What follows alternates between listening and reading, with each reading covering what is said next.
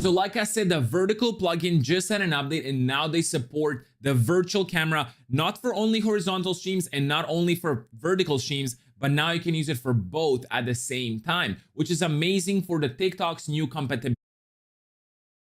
So in the last episode on the topic of the Damascus barrel making saga, we experienced a colossal amount of failure.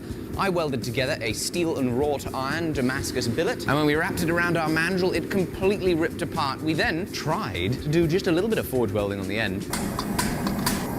Just what we like to see, it didn't weld. Completely unsuccessful. The biggest problem obviously being that the wrought iron just completely ripped apart. At least I think it was the wrought iron. I think it's the wrought iron that ripped, not the bonds necessarily between the wrought iron and the steel. So now that it's the next morning, I've got a plan of attack that is as follows. I am going to grind a few little sections and etch it so that we can determine if indeed it was the wrought iron that ripped apart or if it was the bonds between the steel that ripped apart. And then, you remember we have this leftover big chunk of wrought iron and steel. Well, I've got a theory that perhaps processing this material a little bit more could help refine the wrought iron that's within that Damascus. And once it's refined, it would hopefully stay together better when it has to experience the stresses of bending. Maybe I'm making it up. It's very possible it's wishful thinking. Anyway, let's get to the bottom of this. Right, I don't need to look under the microscope. It's very clear to me here. The wrought iron is ripping away from the steel. So on that billet that I've got left over there, as it currently stands, we know that the wrought iron is not stuck to the steel as well as we'd like. How can we improve that? More forge welding. More time at high temperatures, more time getting hammered. But we'll run out of that time if we just forge it down and do the exact same thing all over again. So what I'm going to do is I'm going to grind it, cut it in half, restack it. That's going to give us some more size to forge down with a really clean joint this time. Ow! I'm okay. Oh, I almost lost my thumb. Thankfully, I have really short thumbs that never fill my gloves. To the forge. I'm back.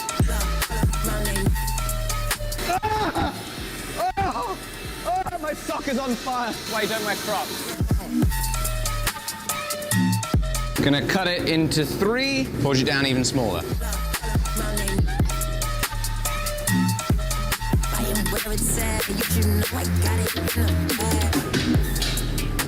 Wow. Right, so what on earth am I bloody doing and why? We've got 3 bars here, and I've got them prepped for twisting. I have a potential theory. A theory for an additional factor that might have contributed to our previous attempt going catastrophically wrong. In the last episode, I described the difference between a multi-bar and a single twist, and we attempted the single twist. You see, that meant we twisted it, which puts tremendous stresses on the material, as we saw, when some of it ripped apart, and then forged it straight into a flat bar before wrapping it around. Now, forging it straight into a flat bar means that we're doing a lot of forging in one orientation, but not so much in the other. That makes me wonder we might not have fixed any kind of slightly ruptured forge welds from the twisting by being able to kind of forge all 4 sides neatly and put it back together. I'm clutching at straws here, guys. Further to that, we also left it quite chunky. You know, like the thickness of this material, it's got some thickness, you know what I'm saying? I had another look at the Belgian video of barrel making, and I really think I'm overdoing it on the thicknesses that I'm working with. So once I do the multi-bar twist, twisting one of them in an opposite direction to the other 2, we forge it back down into neat square bar at nice forge welding heats.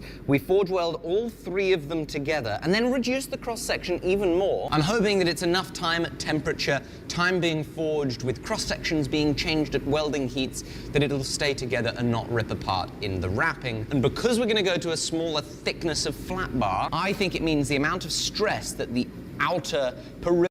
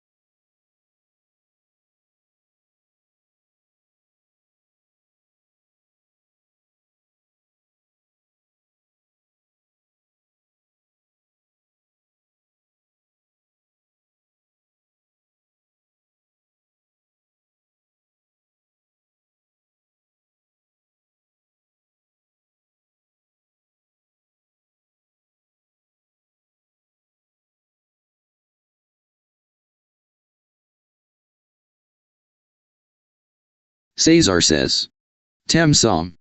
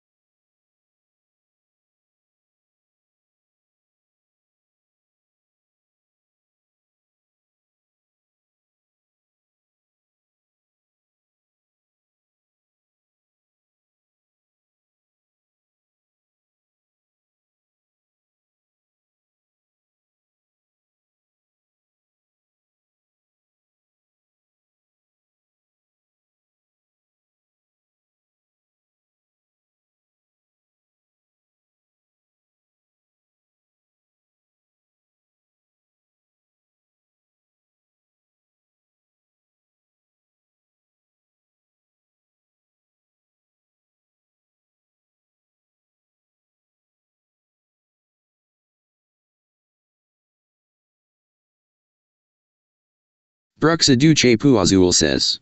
Hola.